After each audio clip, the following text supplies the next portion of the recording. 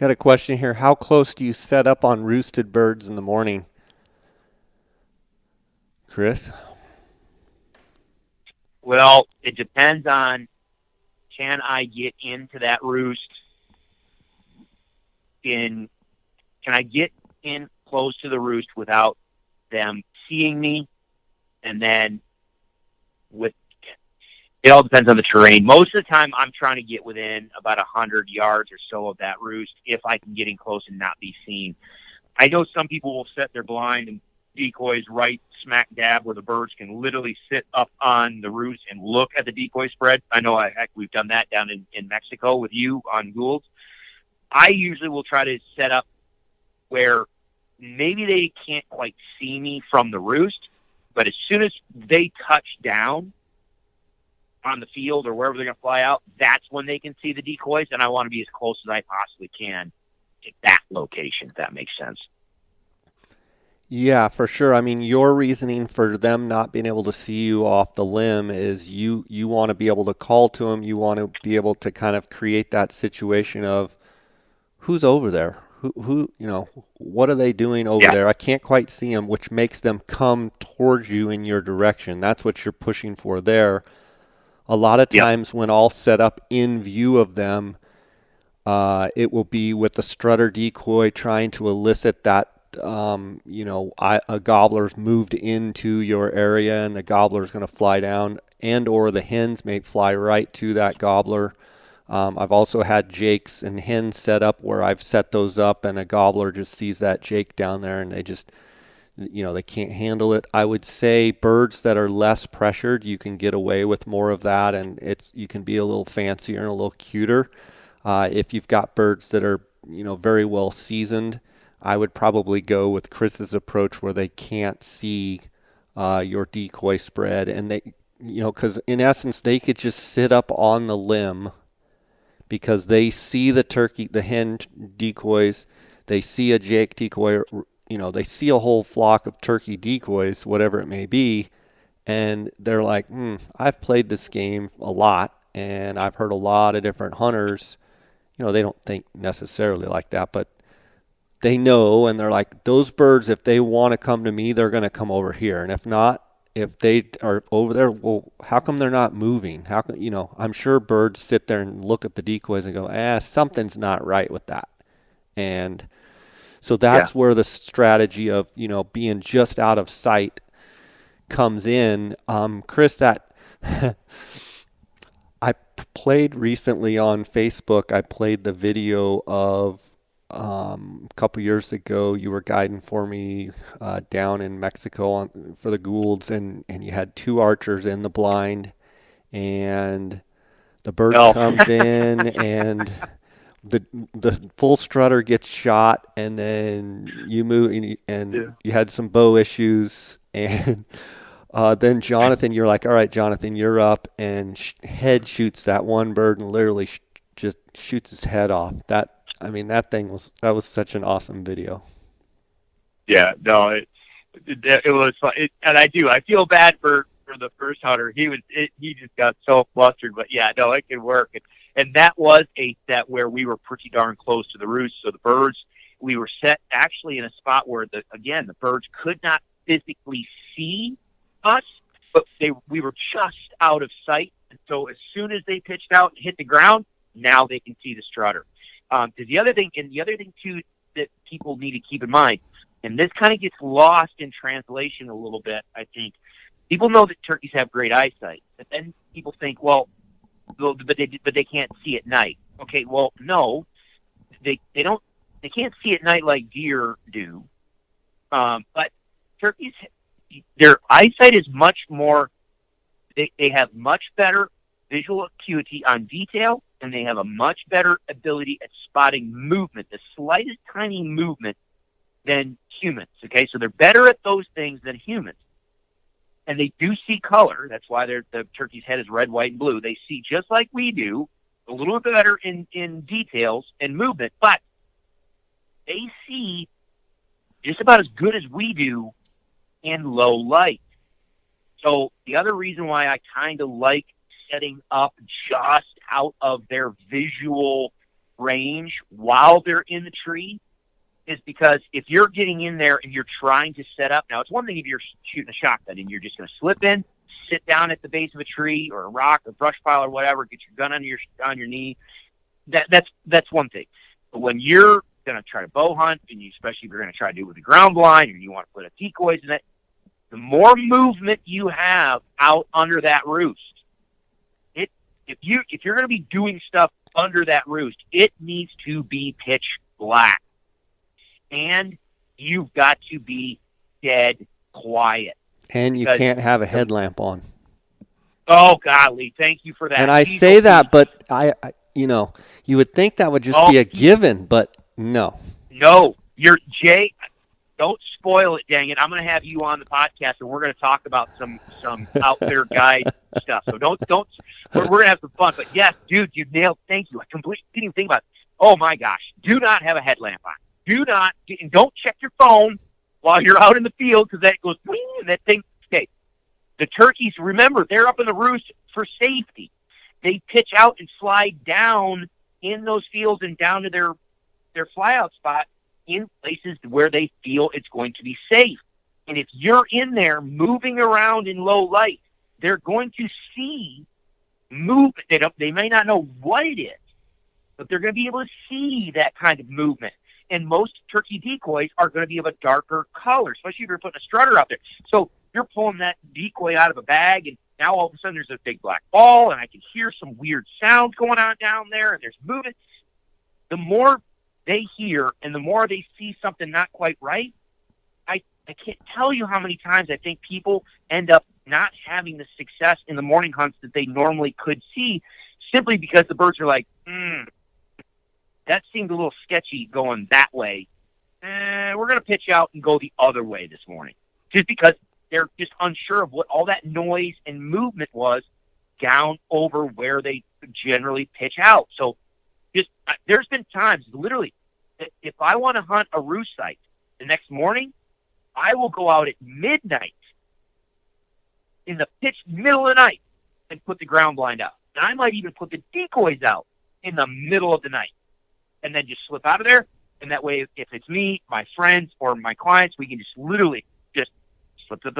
I'll have the trick chairs, everything in there. All we need to do is just walk right down to it, go right across, slip into the blind, and just be done. Just so that way I'm not creating disturbance under the roost in the morning and making a bunch of noise and shiny headlamps and everything else. My favorite is you get in and you're like, I'm telling clients, we're going to be really, really close. Like we're right on them. I've got them pinned here. And I go, okay, this is your tree. Actually, before they get to the tree, I'll say, okay, I'm going to take you over to your tree. And when I stop, that's your tree. So just settle down right there and, get ready. And I'll point the direction you need to have your gun barrel. And I can't tell you how many times you get over there and they're breaking limbs, branches, getting their saws out and literally, I mean, we're 50 yards. So picture yourself up in the top of a tree, sitting on a limb. And literally you're just sitting up there. Here's Chris sitting up on a limb in the dark, and he does it every day of his life. So Chris is sitting up there, and all of a sudden can't see what's going on, but he hears a saw going off, and he hears branches breaking. Do you think that he's going to be like, yeah, I'm going to fly down there? No, he's going to fly the opposite direction. So sometimes when I always like to talk about deer hunting, coos deer specifically, act like they're going to shoot back at you. And guys are like, what? I'm like, yeah. Act like if they see you, they're going to shoot. So what do? You stay out of sight. Same thing with turkeys. If you act like they're up there at the top of the tree, and if you're in range, they can literally shoot you with a pellet gun in the side of the head. Just think of it like that. Or a paintball gun, slapping you in the side of the face. That might make you be a little more stealthy and kind of slide in and not have to flush your whole tree out and get it. I have guys literally come and they're cracking every branch and they're kicking out all the pine needles and they're kicking, just getting it all set. And then they lay their cushion down and then they go and then they sit on the cushion and the cushion goes Yeah, exactly. It's Cordura, or 600D Cordura, and you're going to be on rocks and branches, and They're they're trying to sliding it settle it in. around. Yeah. Yeah. Like, yep, that's going to be on. And so again, we're totally blowing my pocket, but that's exactly. So meanwhile, you and I are sitting back there going, just the cartoon with the steam is coming out of our ears and Oh our yeah. eyes are spinning. You're like, what are you Yeah. doing? What are you doing? This was all perfect. What are you doing? Quiet. Shut up. Quiet. Chris, Uh, one of the things you mentioned was turkey's eyesight, and they can see color. And you said red, white, and blue. And I know we've talked about it before, but since you mentioned it, I'm sure there's people that hear that and go, "Why does red, white, and blue have any significance at all?" Can you explain that? Yeah, so they change color in their head to communicate different things. That's the whole point behind it. They are yes, they talk and they gobble and they yelp and cluck and all the other things, but just like we talk about elk stuff, a lot of of their communication is also visual cues. That's why he struts, but that's also why the heads change color. That the color changes in their head can communicate different things, and so they can have their head go all red. They can have their head be a mix of their wattles are bright red. Their face, the sides of the face is just this beautiful sky blue, and then maybe their forehead is just as white can be. And then there's other times when the whole head just turns white. All those things mean different things. You can have a little controversy and discussion about what a white head means. I am at this moment. I am still convinced that a white head is displayed when a bird believes that he is the dominant bird in the group or in the area. Because you can see jakes having white heads. A red, white, and blue head, in my opinion, based on all of the research and based on all the observations, red, white, and blue seems to be that head combination where a bird is showing off and trying to attract attention. He's basically, it's a neutral, in my opinion, it's a neutral color scheme as it is communicating to other gobblers, but it is a color scheme that is meant to show off and attract the hen. And then a all red head can mean anything from, aggression or distress or nervousness, or there's a number of different situations where you'll see an all red head, but the red, white, and blue is my preferred color scheme, just because I have some birds in my area. You might have a 2-year-old bird that just got his butt whooped in all these other places.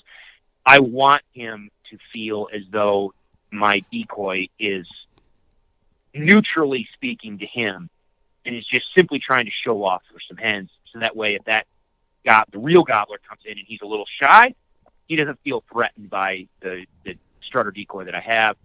And if he's aggressive, well, he can come in and just beat the piss out of it. But no, red, white, and whenever I talk about a turkey's head, you're right, Jay. I kind of automatically default to saying red, white, and blue because that's the one I prefer.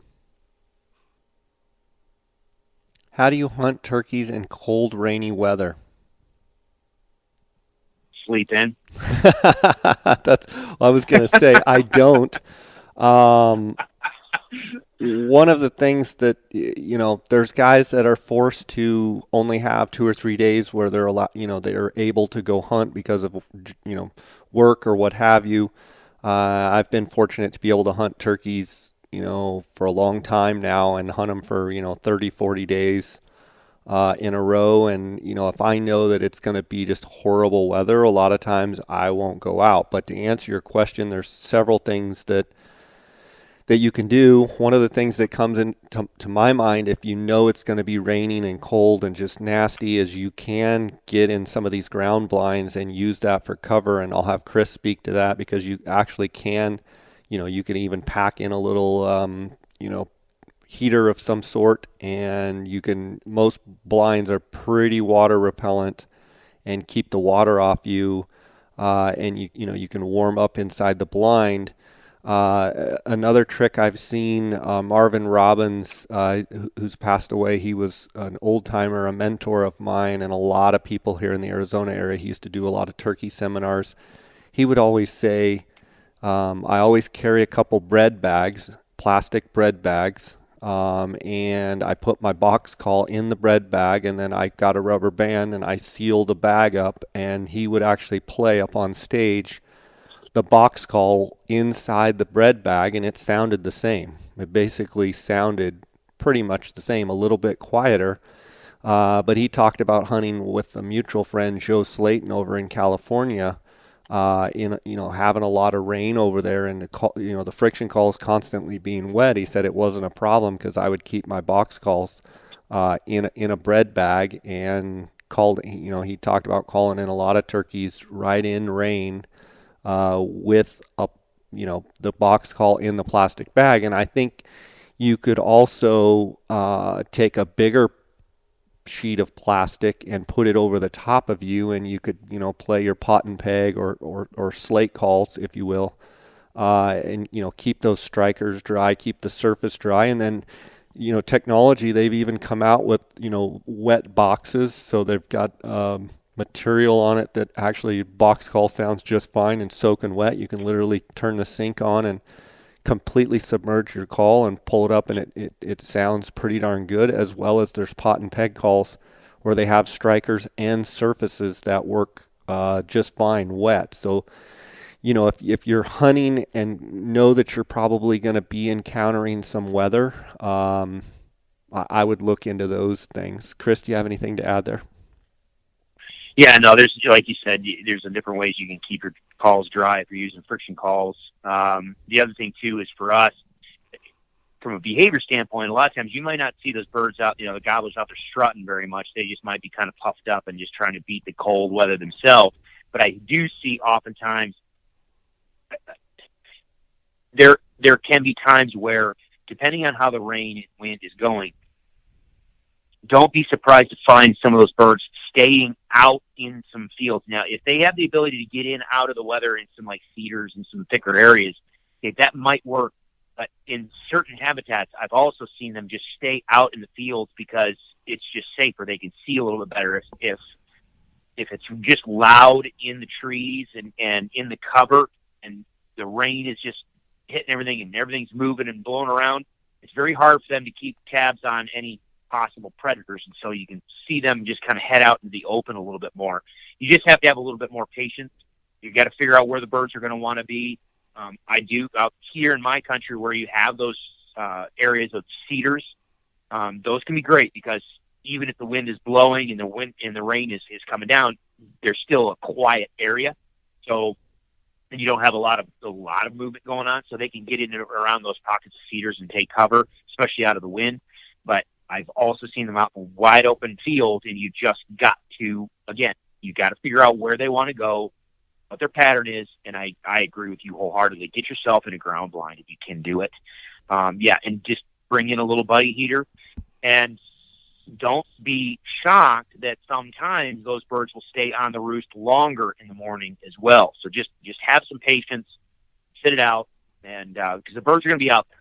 I mean, it's not like they can go to their house and sit in the living room and watch TV. They live there. They're not going anywhere. They just may be sucking up the miserable weather like you are, and they're just a little bit slower to respond to a call or move your way. I think you hit something there that I want to make sure that people understand is more times than not in rough weather, whether you have high winds, you have rain or snow, almost all the time, I've noticed that they will literally, just like Chris said, they'll stay on the limb. They'll stay roosted for a lot longer than what you think. I've had birds actually roosted before, have a 2-inch snowstorm overnight, 3-inch snowstorm, and you go there the next morning, you set up, and you don't hear anything, nothing, quiet as can be. And you Yep. sit there and you're like, I know they're here in the trees. It gets light, and you call, they don't answer, nothing, total, just zero. And so you kind of zip everything up and you go and you get up and you look up and they're literally roosted in the trees right where they were. And they're just, whether their head's under their wing or they're just going to be quiet and they're not gobbling. I've seen them do that in rain, I've seen them do it in wind, and I've seen them do it in snow. So keep that in Yeah. mind. Will gobblers on the roost respond to a call after dark? This is from Blake B. Hunts. If so, what is the best call to use? Chris? Sometimes. There have been times when I've seen birds respond, after it's finally gone dark. But most of the time, there's that little. It depends on when they fly up. If they fly up to the roost early in the evening and there's still plenty of daylight, you can have them up there just gobbling like crazy for 30 minutes. But there's been oftentimes, just like Jay said earlier, about them just making a mad dash to the roost. They may make a mad dash, with the last 10 minutes of actual visible light. They fly up to the tree. He might gobble once or twice, and then they're shut down. They're going to bed. So typically, I usually anticipate being able to get a bird to gobble or hearing a bird to gobble by about the time it gets dark. Maybe a little bit after that. But if you're talking, well, it's dark and now it's 15, 30 minutes later, no, that bird is usually asleep. And one of the things that I like to do is I like to use the coyote howler. Primos makes the one that I've used for a long, long time. It's purple. It's a three-way. It's a peacock, coyote, and woodpecker, I think, all in one. I don't know what they call it, but it's purple. They've made it forever. Makes a real shrill coyote sound. And to take this kind of a step further, is there a call to use? That's the call that I use the most for Goulds and the most for Merriams, and most of the hunting that I do is I do a coyote howl. Now, one of the things that you have to understand is when you do that, if you're too close to them and blow that call, if you're 50, 60, 70 yards from the birds, a lot of times it'll spook them because they think a coyote literally is underneath their tree, or they'll shut up. So at night, I'll use that a lot more than I would in the morning because I don't care as long as they gobble. If I don't know they're there and I'm just prospecting and trying to find a bird, I'm pretty aggressive with my coyote howl. I'm just trying to get a bird to shock. As soon as he shocks, depending on how far away he is, if he's real close, I'm not going to make any more sound and I'm going to let it get completely pitch black dark and I'm going to slip out of there.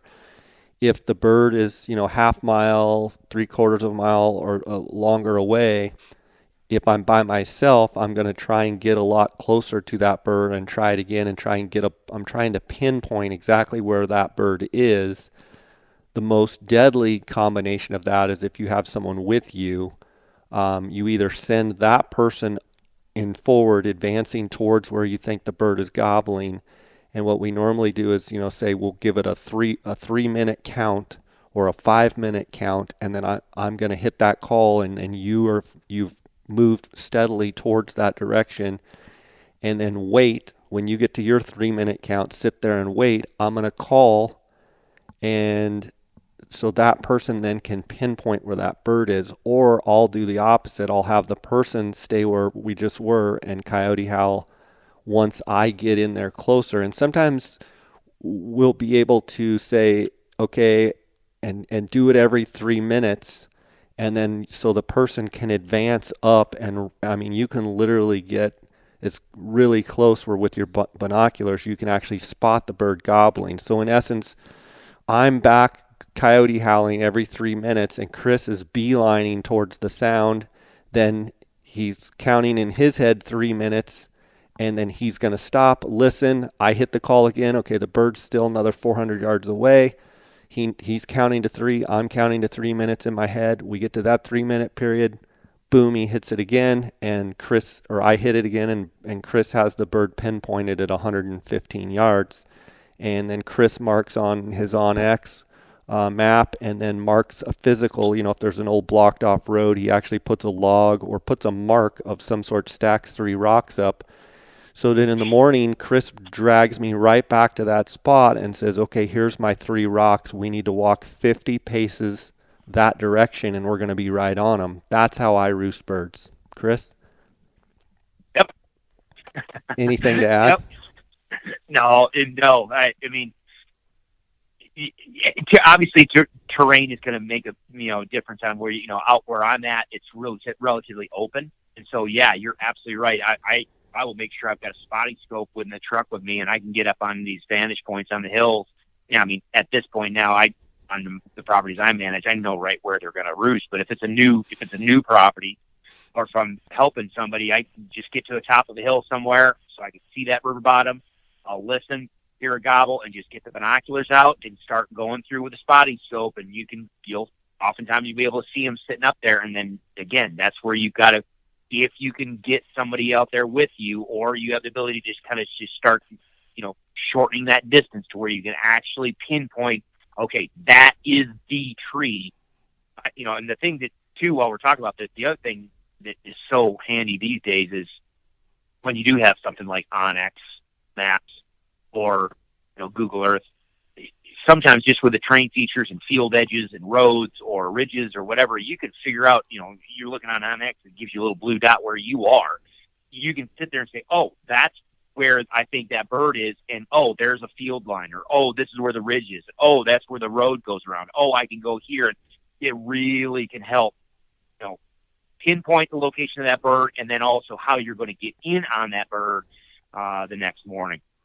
Yeah, and one thing to add there that I've been doing with specifically with the OnX, and it's the same with an aerial view that you have on, if you're using Google Earth or OnX Maps, whatever. I use OnX, but when the scenario where Chris is coyote howling and I'm moving closer and a gobbler's a long ways away, Chris is still coyote howling and we're, either by our watch or counting every 3 minutes, and he's calling and I'm getting closer and closer. When I finally get pretty darn close, but maybe it's gotten dark enough where he's just not answering anymore, but I can still see a little bit where there's still, I can see, okay, there's on that next ridge, there's an actual point that comes down and there's a canyon there. I'll actually open up my OnX and I'll look at the aerial and the topo, and I'll mark my position where I'm at there, where I'm, so I don't have the bird like necessarily roosted and know the tree, but I'll mark where I'm at, then I'll point and touch the screen with how you can on OnX, and I'll point to where I think the bird is, and I'll mark it. Then I'll pull out, and then when Chris and I get back together or we get back to camp, I can say, well, I marked the last place where I heard him, and this is from my estimation across this canyon on that ridge. This is where I think he is. Well, we get back to camp and we're looking at the map a little bit better. We're like, well, geez, on the other side of the canyon on that ridge is a blocked off forest road, and we can actually park over here, walk that ridge top, and we'll be right across from the mark that you put on the map, and that will put us within 100 or 200 yards of that bird. I can't tell you how many times by marking where I'm at, the last place I heard him, and then marking where I think the bird is, just dials me in that much closer to being able to either A, find a different way in that's quieter and easier without having to cross a canyon, or B, it just allows me to have a better option to attack that bird. It's huge when you start using these mapping devices to kind of hone in where those birds are, and or let's say that something comes, we get back and Dar's got, guys, I got a group of 3 or 4 gobblers roosted. I think we can go. We don't even go to that spot the next morning. Well, that afternoon or during the next day, I can go over on that side of the ridge and go, okay, those birds were roosted somewhere right here. And I can look around and I'm like, oh, there's tracks all over right here. Yeah, this is exactly where they must have been. It's just good to keep a journal or a log on your map of where you hear turkeys and where you hear them roosted. I want to take a second here and thank the sponsors of the podcast. I want to thank GoHunt.com, my friend Cody Nelson, the glassing guru. He's the optics manager at GoHunt.com Gear Shop. If you have any optical needs at all, give Cody a call directly at 702-847-8747. You can also send him an email at optics@gohunt.com. You can also text him at 602-399-3699. I want to thank Go Hunt for their sponsorship. Also remind you guys we're in application season.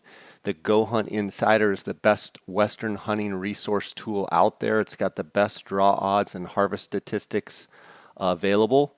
You can go to gohunt.com/jscott. Just by signing up, you're going to get a $50 Go Hunt Gear Shop gift card. I want to thank gohunt.com. I also want to thank Kuiu. That's Kuiu. Kuiu Ultralight Hunting, Kuiu.com. Kuiu is the gear that I wear on all of my hunts. Phonescope.com, I want to thank them. Use the JScott20 promo code. You're going to get a 10% discount on all orders. OnXMaps.com, use the JScott20 promo code. You're going to get a 20% discount on all orders at OnX Maps.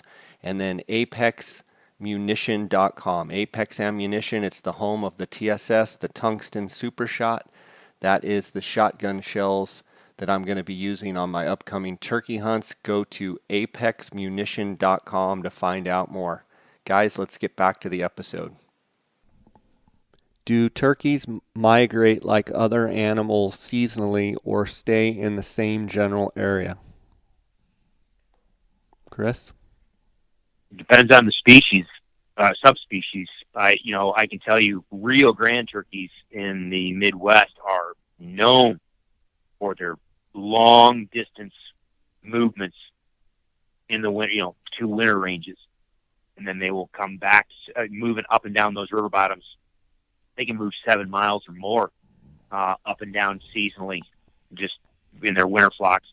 And then Merriam's absolutely will follow the snow line, and they will be in lower elevations in the ponderosa pine, oak brush stuff down in the winter and lower elevations. And then in the summer, yeah, if you're in the higher mountain areas, like for instance, I used to hunt in north central Colorado, and those birds would move easily 10 miles up and down. It's, on terrain miles. I mean, it may only be 5 miles from point A to point B, but they've got to go over 3 different mountain ridges small mountain ridges to get from their summer area to their winter area. And their summer area was above 10,000 feet, and their winter area was down, 7,000 feet.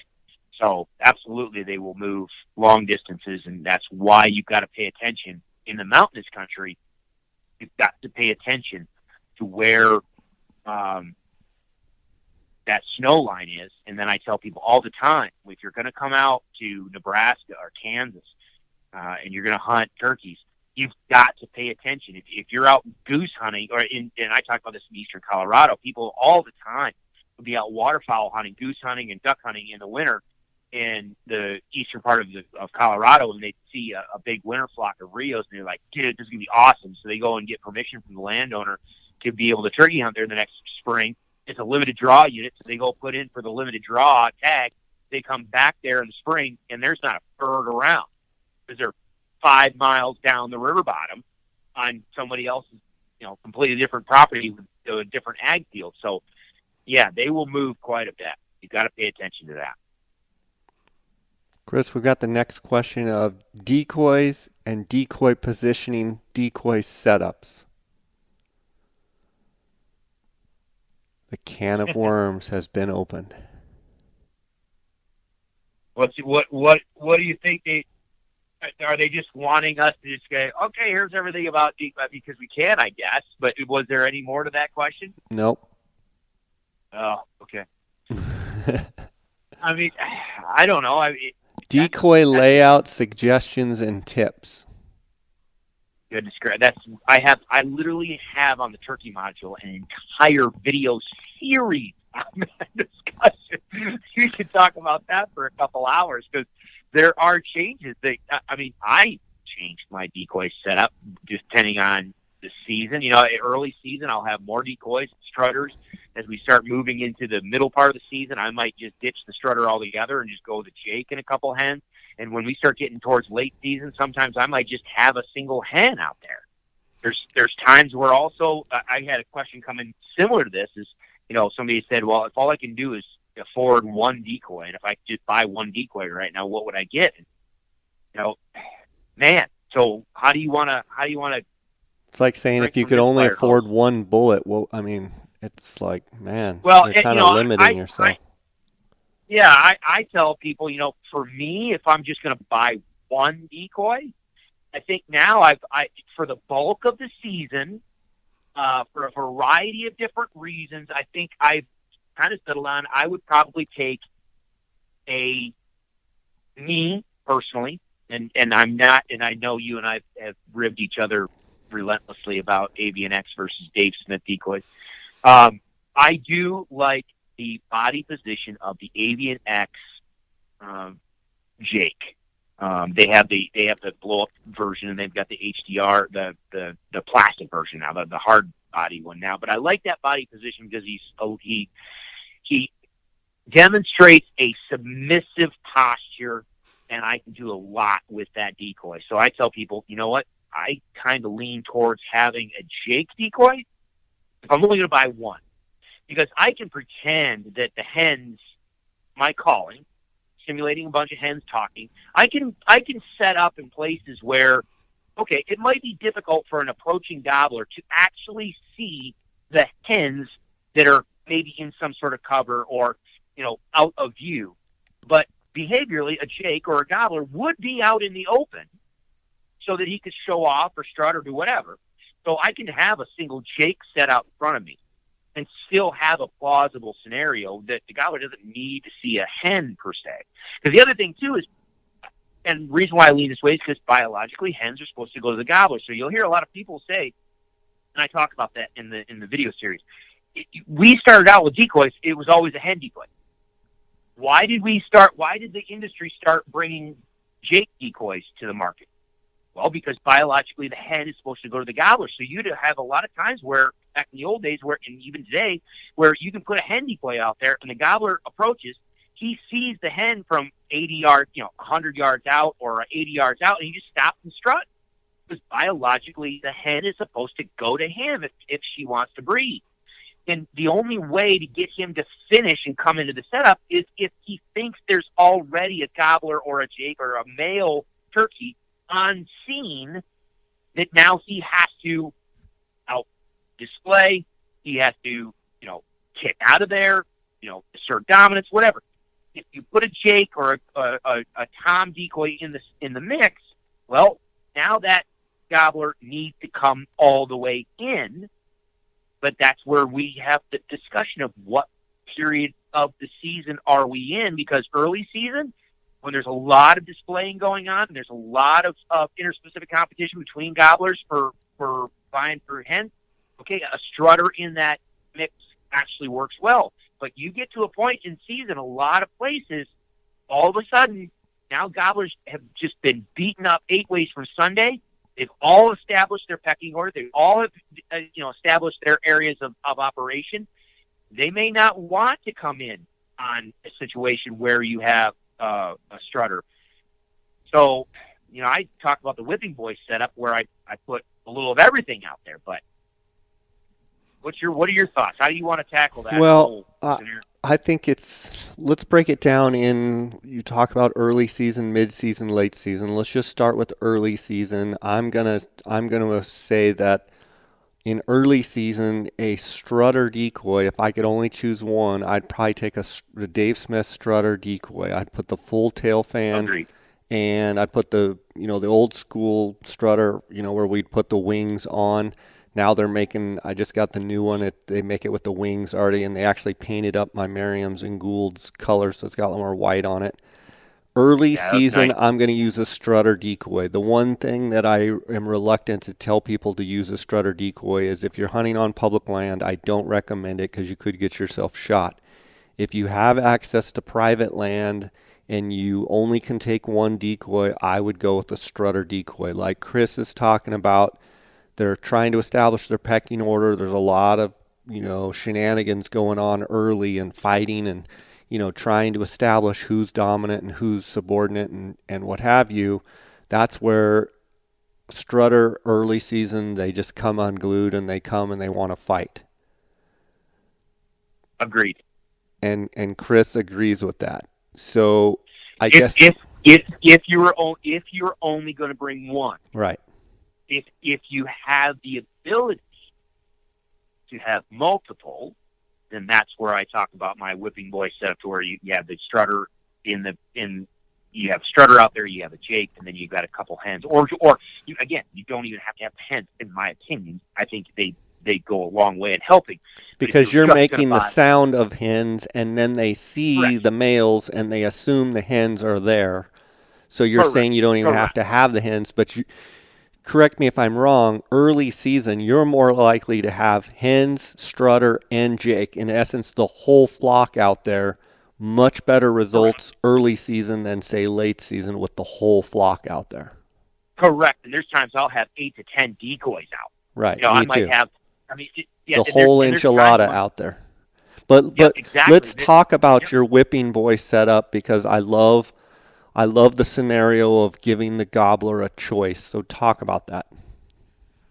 Yeah. So basically, I'm going to have. You never know what gobbler you're going to have coming in, and so you can have the lovers, you can have the fighters. It's just like anything. And there's some birds that they don't want to engage a strutter. They don't want to engage another tom. But quite honestly, they would love the opportunity to beat up on a Jake, or maybe they just want to come in and show off and just test the waters a little bit. So I always will put a early season, right? Put a strutter where I think I'm going to take the shot.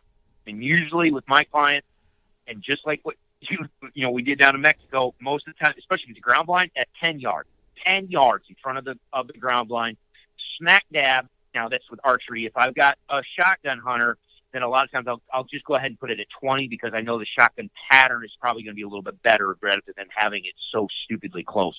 But with an archery, I'll set it up 10 yards. I'll put the strutter exactly where I think the best location is for that hunter shooter to take the shot. But if the gobbler does not want to come into the strutter, I will take and put a Jake decoy, usually 5 to 7 yards back behind it, further away from the blind, and then off to the side, left or right of that strutter, where that shooter can also get a shot. So if the bird wants to come straight into the strutter, great. I'm going to put him right where I want him. But if he doesn't want to come to the strutter and he wants to come to the Jake, I also put him right where I know that the shooter can take a shot, but now, and it's still at a fixed range, so like 15 yards.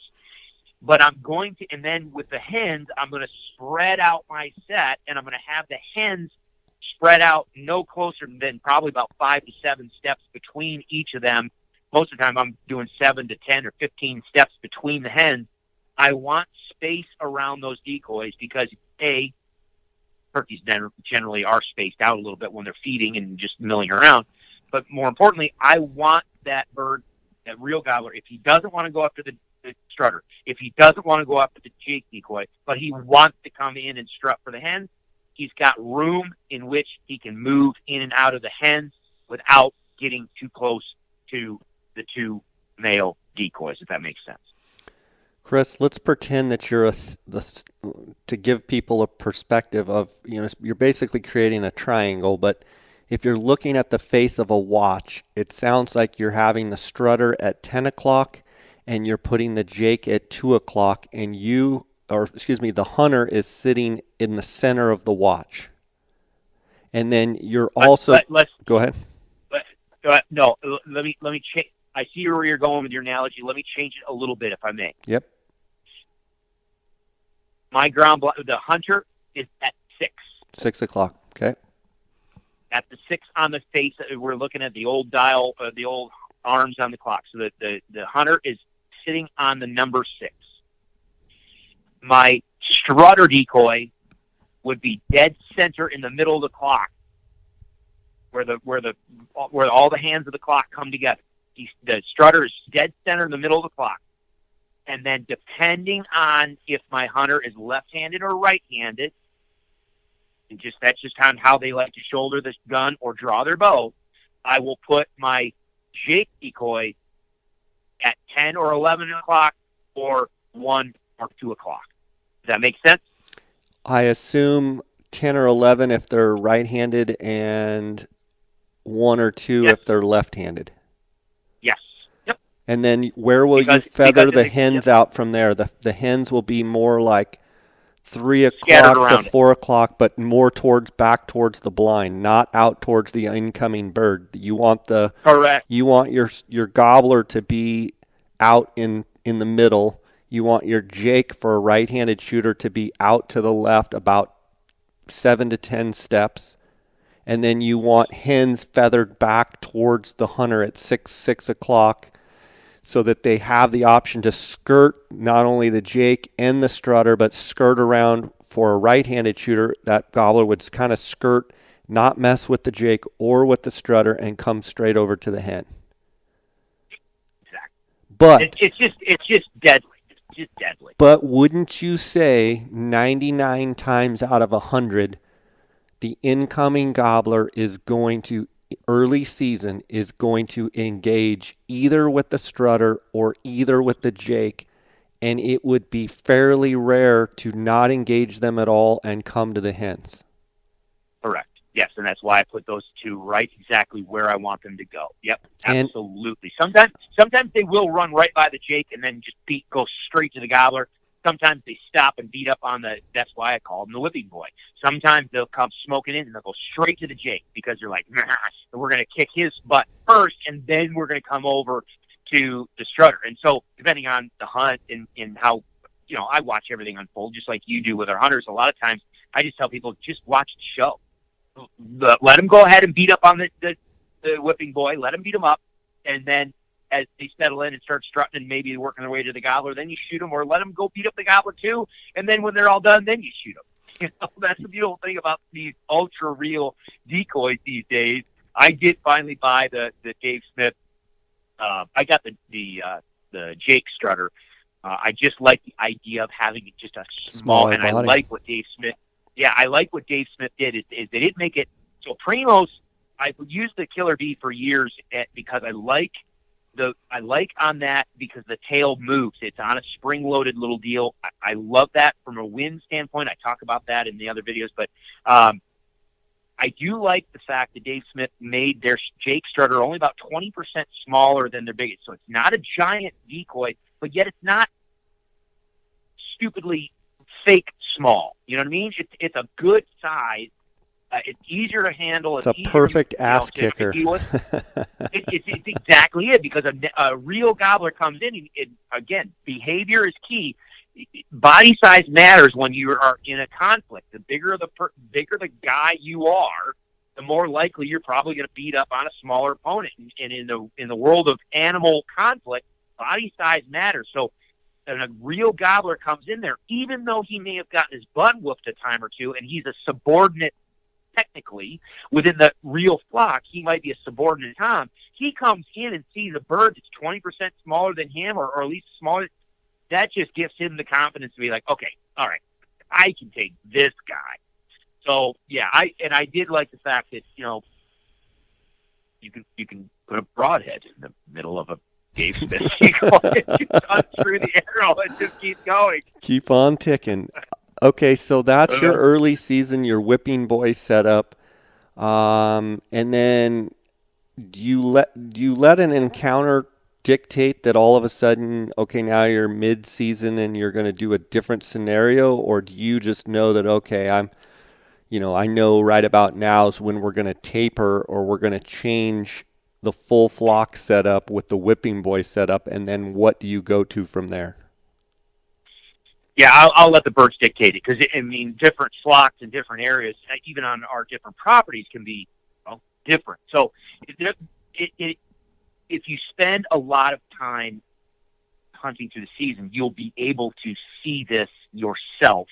So, I use the birds to tell me when I need to pull that strutter, and typically that's what I do. Is I pull the strutter first. A lot of times, what you'll see is all of a sudden those birds will want to come in, but then they just drift. They just hang out. They hang towards the backside of the decoys, or they stay out there 50, 60 yards and they strut, and they gobble, strut, and gobble, strut, and gobble, and then they just kind of fold up their wings and they're like, oh well, I guess that guy's already got those hens. I'm just going to keep moving on and I'll go find somebody else because they don't want to fight anymore. If I see that, that's when I'm like, okay, yanking the strutter.